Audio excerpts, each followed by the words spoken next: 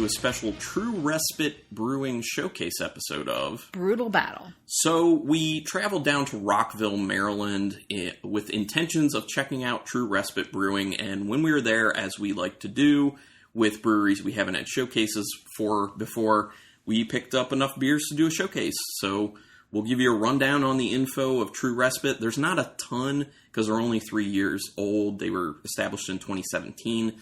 So this will be a relatively short episode, but we're going to try 4 beers.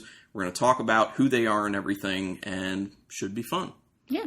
And obviously, since we physically went there and sat outside and ate and everything, or ate food that we brought of our own. Yeah, so we ate and had beers with our food. Bring your own food. We will talk about our experience there. So let's jump into it real quick. Like I said, they're in Rockville, Maryland. They were established in 2017.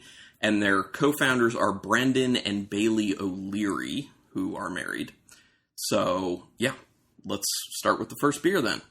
And we're starting light. This is their in a 16-ounce can. The first 3 beers are in 16-ounce cans.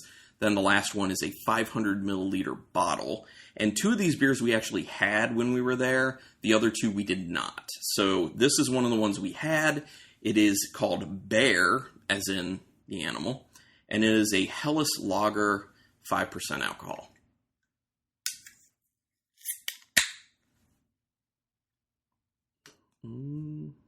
Very full.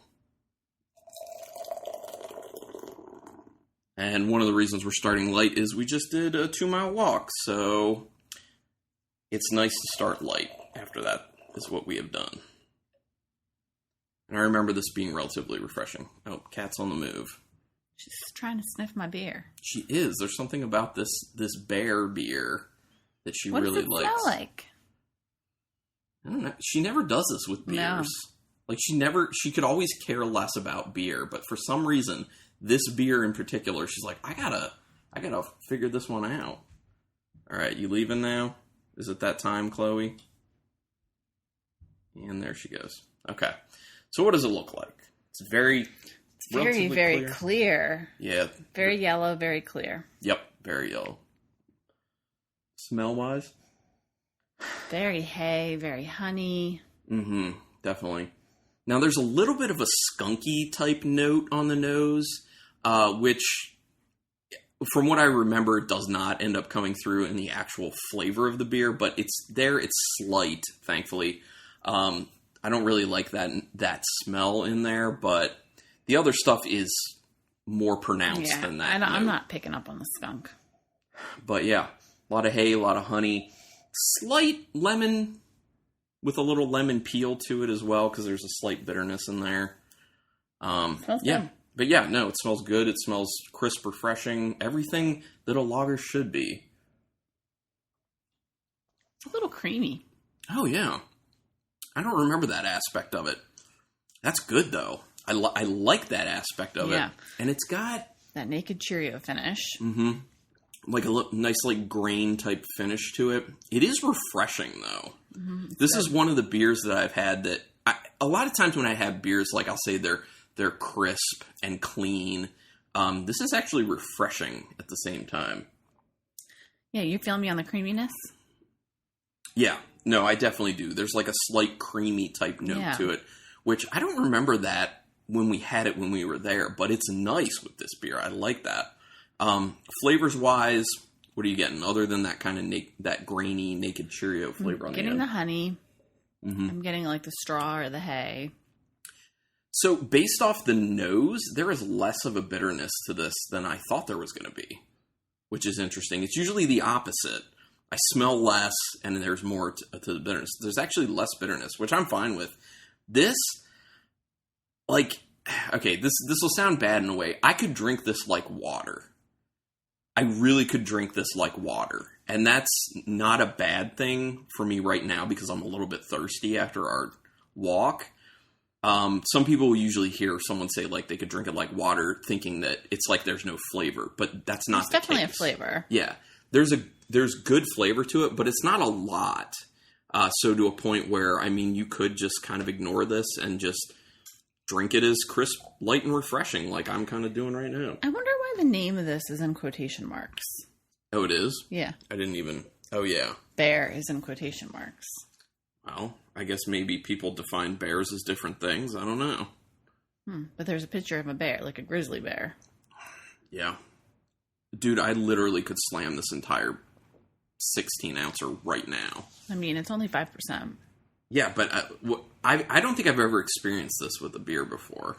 Like, where I feel like I could legit just, like, slug the whole thing really quick, and I would be happy with it. And you'd be happy with it? Yeah. Well, yeah, part of it may be my thirst level, but... And here we go, we're going to rinse, so I'll be getting some water now, but... Did you drink water since we came back? Yeah, I did. Okay. Maybe not enough, though, I don't know. But this is a nice lager. Yeah, it's good. I like it a lot. Yeah, I kind of wish we had gotten more. I definitely wish we had gotten more. But one of the cool things about them is that you can, through the Beer Me website, which we had a whole episode about Beer Me. This is the brewery that started Beer Me, by the way. So go back and refer to the Beer Me episode about that website, and there's more information about True Respite and how they got that started. So they started that, and they will do shipping within Maryland. I think it's just within Maryland. They'll do shipping for their beers. So we don't necessarily have to go down. If we want more of this bear, we can get it shipped to us. Okay, so the whole story of True Respite basically starts with Brendan O'Leary getting into home brewing after he turned 21. And just kind of... That's like every story. I know. Every story. That's... Well, I mean, how else... That's how it should be. Yeah, how else are you going to get into it? You know? I would be leery, no pun intended here. No pun intended. I would be leery of the people who start a brewery after they have no experience with home brewing or anything and are just like, I just want to have a business. Here it is. Yeah, so, I mean, it makes sense. Then he pulled Bailey in, who I think they were just dating at that time, pulled her in and was like, hey, do a brew day with me. And she fell in love with the homebrewing process as well. Oh, really? Because apparently, from what I read, she really liked the fusion of art and science that went into making beer, which that kind of seems to be a theme with a lot of brewers as well, is like they like the creativity aspect as well as the scientific aspect of it all. So, yeah, that's cool. They became basically enamored with also the craft beer culture and how different it is at different tap rooms. So they kind of started going around, hitting as many breweries and tap rooms as they could and kind of just taking in their each individual flavor, not just beer-wise, but, environment-wise.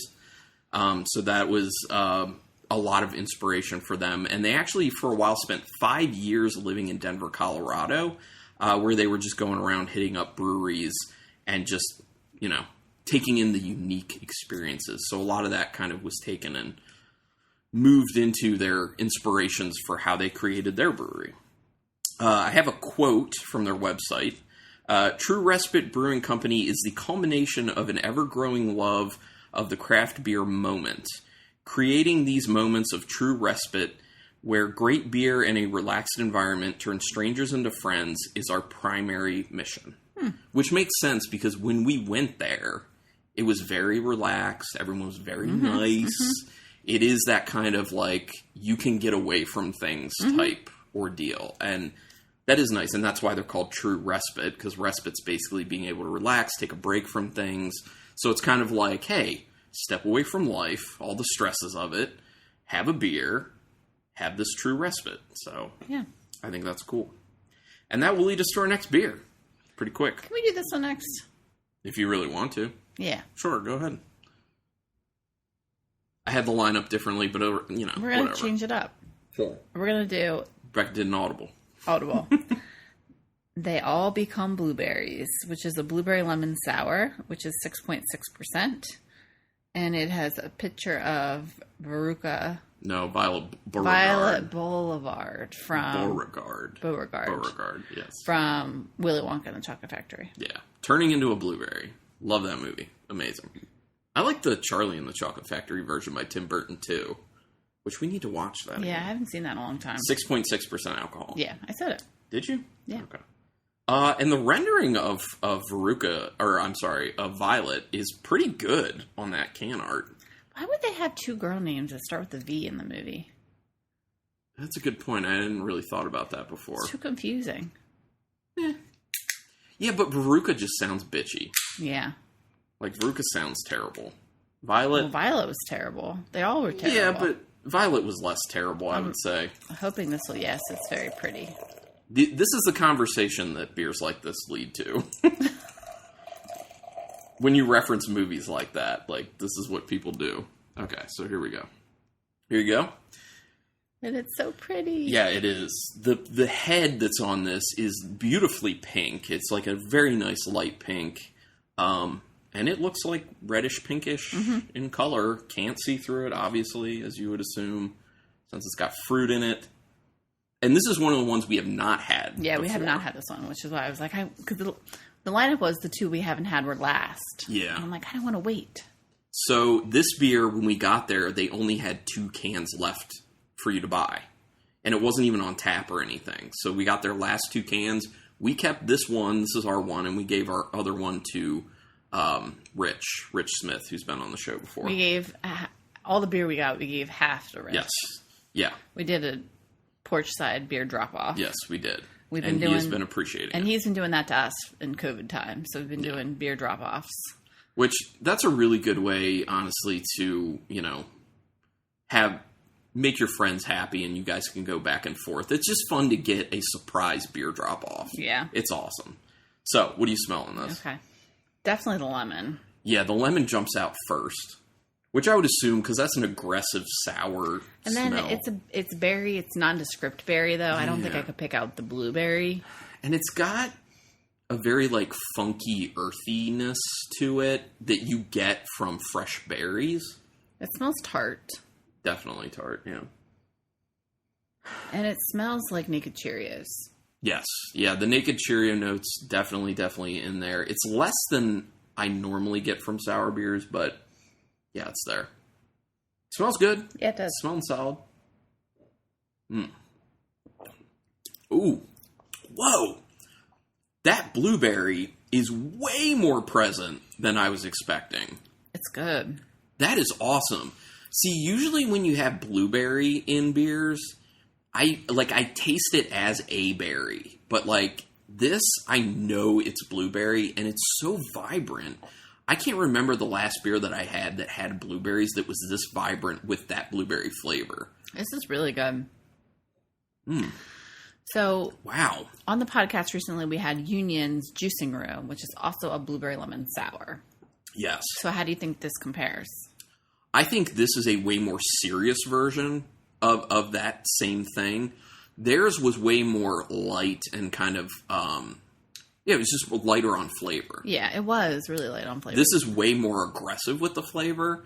And so I guess it would really in a good way, though. Yeah, exactly. It would be, what mood are you in, really? Do you want to taste a lot more of that fruit? Do you want more of a sourness? Or do you want it to be way more dialed back and mellow? But this is, yeah, I'm really, really digging this. I really like it. Yeah, it's really good. Wish we had more. Yeah, I know. But unfortunately, we got all they had. As soon as you cracked it, I was like, you know what? We're going to love this beer and be mad this is our only one. Well, we'll have to keep our eyes peeled for whenever they put more of this type of beer on, maybe a different iteration of it. But I think we do need to talk about that lemon in there is decently sour. It's definitely decently sour. I'm getting phlegm just forming in the back of my throat. It's more sour than just tart, but it's approachable. Yeah. It's not rip your face off sour. Well, it hits you hard up front, and then it kind of, it lingers to a degree, but lesser so than when you first taste it, because then the blueberry kicks in and kind of mellows it some. There's a decent fruit backbone that kind of balances that out. Definitely. That's good, man. It's a little bit like a lesser version of a Warhead candy. Okay. More on the, real fruit flavor and a little bit less, and less sour. But it reminds me of a Warhead in the way that it presents. I love blueberry and lemon. It's such a good flavor combination. It is. Oh, it definitely is. That's a good beer. Nice. Okay, so a little more info. They have a 15-barrel system, which is 3 total vessels that they had custom made. It's their own custom brew system. So what's custom about it is it combines mash and lauter tons into one thing, which is typically not the case.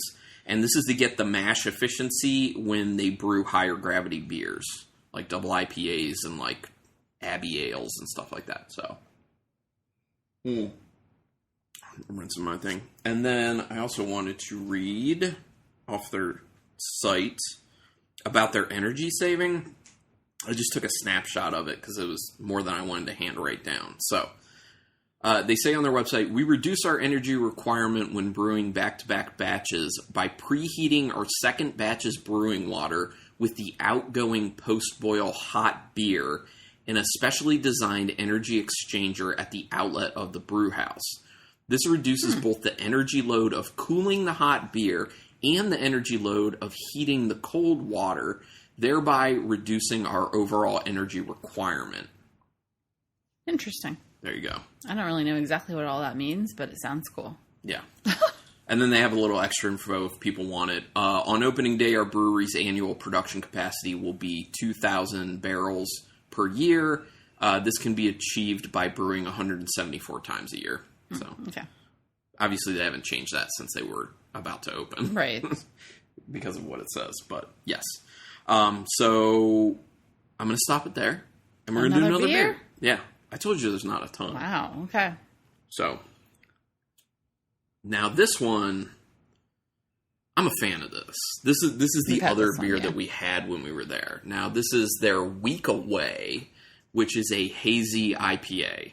Now, people may be saying, Carlin, you hate hazy IPAs. Not this one. Yeah, it's a thing where when we go to breweries, I'm like, hazy IPA is popular. I feel like I always need to try one. So we tried this one, and I was like, I'm not hating this at all. Like, this is pretty interesting. So this one's 6.5% alcohol. So let's get into this.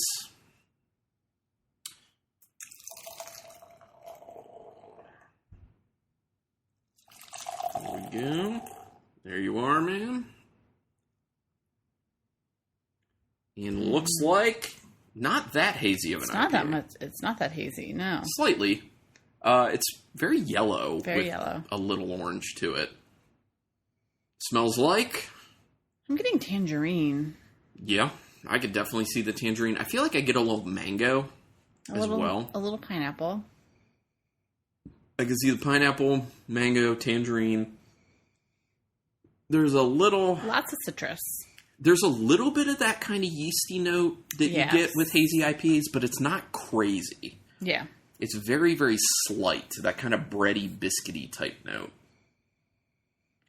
And then it smells a little bit resiny, actually, too. Yeah. Which is interesting. I can see that. Like lightly resiny. It smells good. It smells light, though, at the same time, which I like. And taste.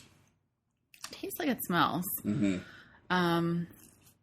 It has like a full body to it. Yeah. It does. It's like chewy. And it's much like in the smell, like there's a little bit of that yeasty quality to it, but it's very low. And that's what I appreciate about this beer. It's a little more towards a regular IPA, and I like that. Like, this is the type of hazy IPA I can drink and actually enjoy. I would buy more of this. I would 100% buy more of this. I enjoy this.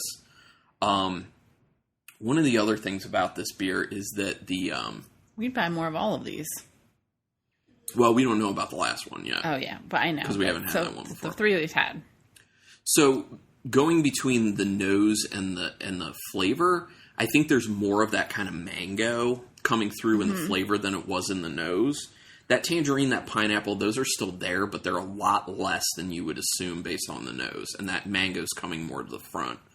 But it's good. But that little bit of like that light resiny note, it's definitely there in the flavor. Which is probably why you like it. Probably, yeah. And it's definitely more serious on the mouthfeel. Yeah. Definitely more serious on the mouthfeel, and I like that. I like it. I don't love it. I feel like I liked it more when we had it, but that just could have been because we were just like day drinking. The other thing is you're probably not perceiving as much of the citrusiness because you just had lemon in that sour. So that's kind of why I had the tasting order the way it was. But that's fine. It's no big deal. We've had this before. We know what it tastes like. So it's not a big risk. I was going to say one other thing about this. Oh, it has way more mouthfeel than I thought, but it's also light at the same time. Mm-hmm. Agreed. So I enjoy that. True Respite, good job on making a hazy IPA that doesn't suck. Because a lot of people are making ones that straight up suck. And just so you know, it is an achievement that I'm saying I would buy it. It's true. Oh, and the other thing is, they had other ones there. We tried 2 other hazies. They had another regular hazy IPA, and then they had a double hazy IPA. And we liked the Week Away most of the 3. The other was the Beer Me Brian, and I think the other one was called like a Perfect Day or something. Okay. Mm-hmm. And we didn't really like the Perfect Day because it was a double, and it got into that realm of hazy IPAs have a hard time holding up to higher alcohol. It just doesn't taste right. But the Beer Me Brian, we were like, yeah, we're down. We've enjoyed that enough. But we just decided we wanted the Week Away instead. Okay, so I already talked about the fact that they started Beer Me. Once again, I want to stress, if you want to know about the Beer Me website, which has become a big thing during COVID times and was an awesome thing that they did, listen to our Beer Me episode. Rebecca did research on that and breaks everything down in that episode. And I think we called it True Respite. Yeah, True Respite. Yeah, because technically it said Respite, but I know a lot of people say Respite. And I did for a while, so... It's Respite. But yeah, I don't care. If someone's talking to me and they say True Respite, I'm not going to correct you or anything. It doesn't matter. It's not that big of a deal. We all know what the word means. So now we're going to talk about our experience there. Do you want to take the helm? Yeah, it was, we were trying to enjoy breweries that have outside seating. So we made a trip down there. They don't have traditional outside seating. It's more just some chairs and tables in the parking lot, which is totally fine. Yeah. Well, and it works because they're in an office building park / industrial park area. So a lot of that parking's not being used on the weekend. It's probably not being used during the week anymore either. Well, that's true. It's true. With people working from home. But so they just had some outside seating. They had some tents for some of them. I think those were in use. We kind of wanted to stay away from people. So we selected a table. And then the guy who was working there was super nice, super friendly, very helpful. He's like, let me know if you need anything. And his name was... Steve. Yeah. Insanely nice person. Yeah. Very, very helpful guy.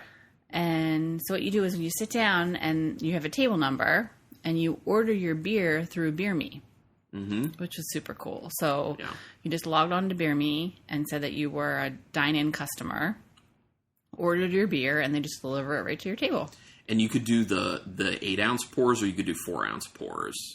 And then you could also add tip on there. And then they also had snacks that you could add on to it.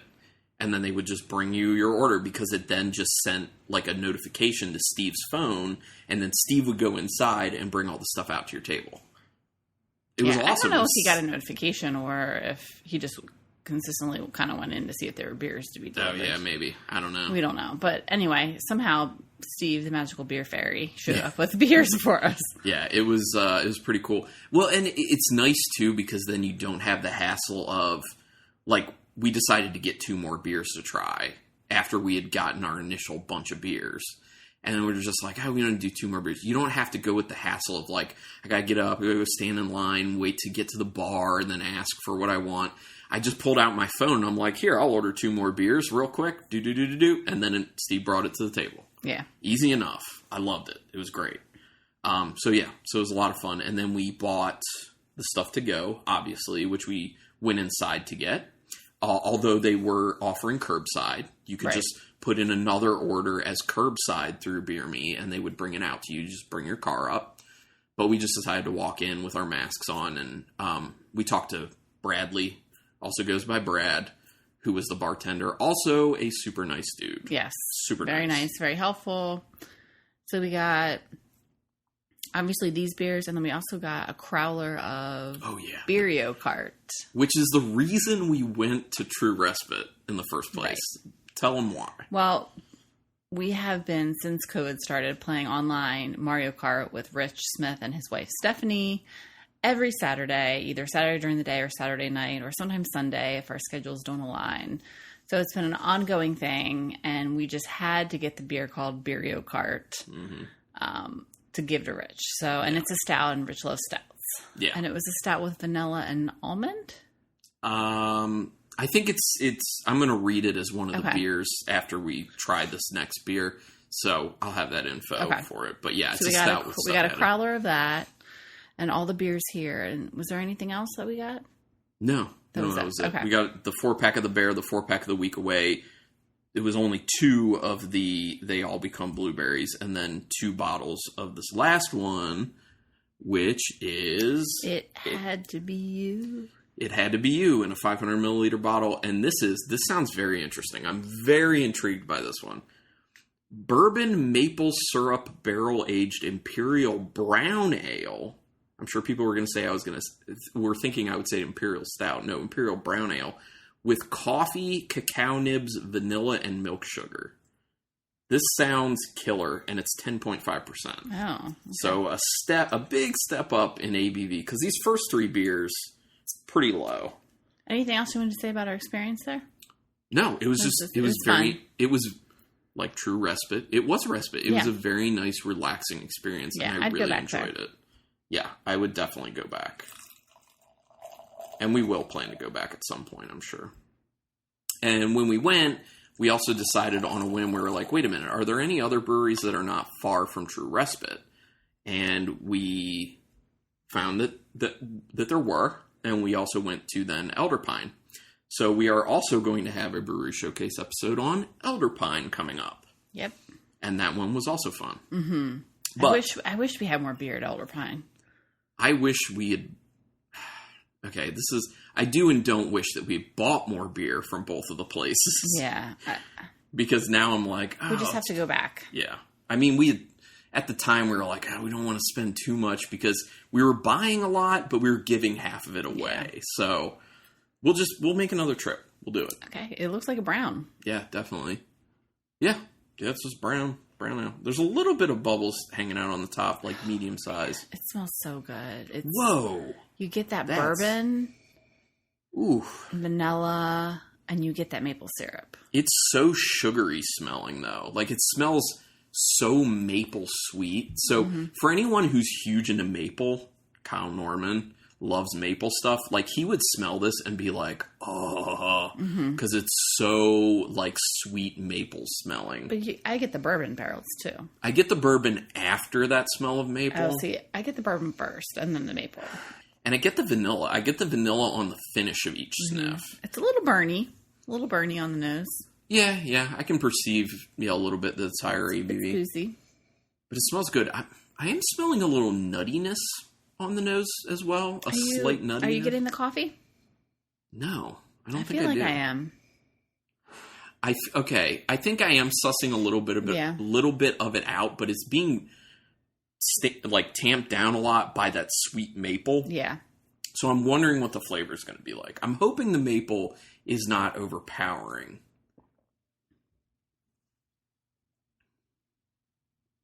The maple's very present. I like it, though. I'm trying to figure this out for me personally because it's very maple driven, and I'm not big on maple as a flavor. So I'm going to defer to you to start talking about it. I mean, you definitely get the maple. You definitely get the bourbon barrels. You get the vanilla. You get the caramel notes. The maple really hangs out in your mouth, it's too. It's pretty boozy. I'm not getting the cacao nibs. No, I don't get those at all. I get a little of the vanilla. I think there's definitely coffee on the finish. Like, when I'm kind of just tasting what's the residue in my mouth, I'm getting coffee. Okay. But if I didn't know there was coffee in it, I'd say that's probably from the roasted, like the roastier malts. I don't know. I think it's more than that, though. that heat's building a little bit from the alcohol in the back of my throat. It is, if you like maple, you're going to like this beer. I mean, like, this would be, like, Kyle Norman would have a good time with this beer for sure. He would have a good time with this beer. Yeah. Sounds so dirty. I don't know what he does when he drinks maple. Like, he likes it that much. I don't know where he goes and what he does afterwards. I don't dislike it. I just, there's so much maple. It's not my thing. I think it's really complex and really well done, and I think it's kind of cool that it's a brown. It finishes with coffee. Yeah, it is, like, now that I'm sipping it even more, yeah, I am getting the coffee on the finish, which is nice. And it's interesting because it's slightly syrupy, but not as syrupy as you would think it would be, being what it is and being the ABV that it is. Yeah. And you can tell that it's brown ale. If you spend your time with it, you can tell that it's brown ale. It's pretty solid. They did a good job. It's just not my thing. So let me go ahead while you continue to sip on that and talk about the beers. So they don't have anything on their website where it's like, these are all the beers we have seasonally and these are all the beers we have year-round. So I'm just going to go over, at this time, we're recording on September 27th. I will just talk about what they currently have on tap, and then they have like an coming up section, so I'll talk about what they're going to be getting. So Scrum and Hooker, which is their nut brown, we tried that when we were there. That's a solid brown. We didn't want to buy any of it, but it did win a Maryland Craft Beer Cup gold medal in 2018. So just saying. The Week Away Hazy IPA, which we had. Whitetail, which was their Hefeweizen. We did not try that. Balance, their Tangerine Goza. We did try that.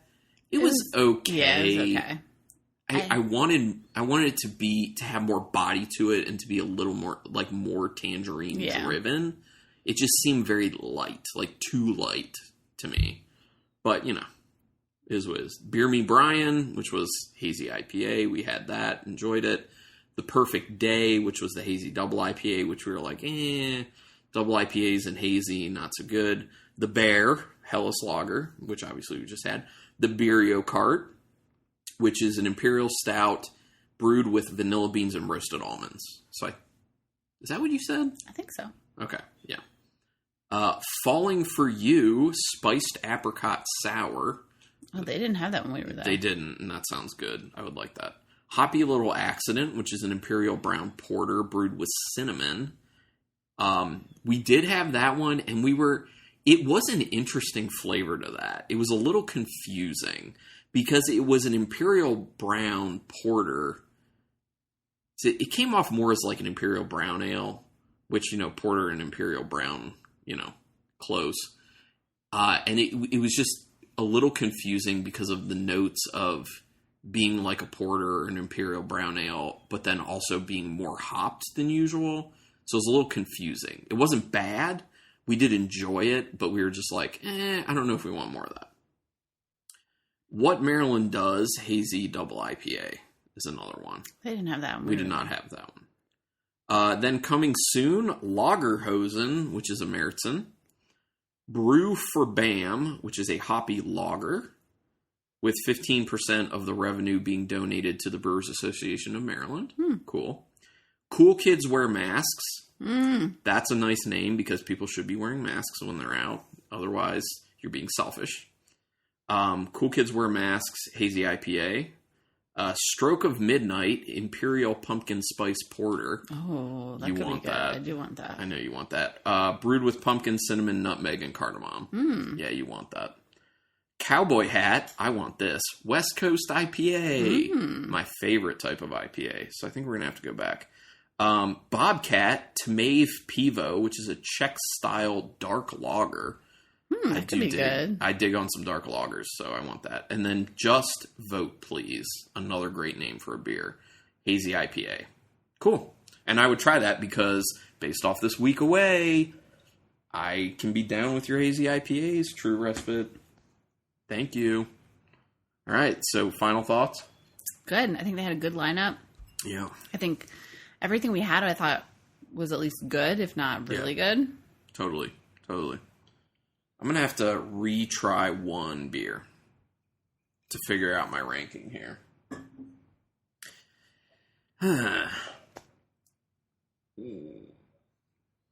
Okay, here we go. Retry that. Do you need to retry any? I don't think so. Okay, got it. Yeah, that's... Okay, I'm retrying the Bear, that Hell's Lager, and I'm hydrated enough right now, and it is not just me needing to drink more water. Like, I could slam this thing. Okay. I get, like, it's so easy. Yeah. Okay. All right, do you want to go first? Sure. Go ahead. So my number 4 is going to be Week Away, the Hazy IPA. Got it. My number 3 is going to be It Had to Be You, which is that bourbon maple syrup barrel aged imperial brown ale with coffee, cacao nibs, vanilla, and milk sugar. My number 2 is going to be Bear, which is the Helles Lager. And my number 1 is They All Become Blueberries, which is the blueberry lemon sour. Okay. So my lineup, or my ranking, is the same. Oh, really? Yes, exactly the same. Now, people probably would have assumed that I would have put the It Had to Be You last, but I recognize what it is as a beer and how it's executed, so I would put it ahead of the Week Away. Really? Yeah. I thought you would have put Week Away before. No. So, yeah. So, exact same ranking. That doesn't happen often. That doesn't happen that often. Normally, we're like one off. Yeah. So, awesome. True Respite. Thank you for the hospitality while we were there. Thank you for creating Beer Me. That's a big thing. Yeah. Because it's been awesome. We used it a few times during the worst parts of COVID, which unfortunately may be happening again. So maybe we're using it again, but we will come back and visit. Yes. And try some more brewskis. We're down. But thanks for checking us out. Do you have anything else to say? Check us out on Instagram, Brutal Battle Podcast. Yep. You'll get pictures of intermittently what we're drinking when we're out and about, and pictures of the beers for the podcast, for the weekly podcast episodes.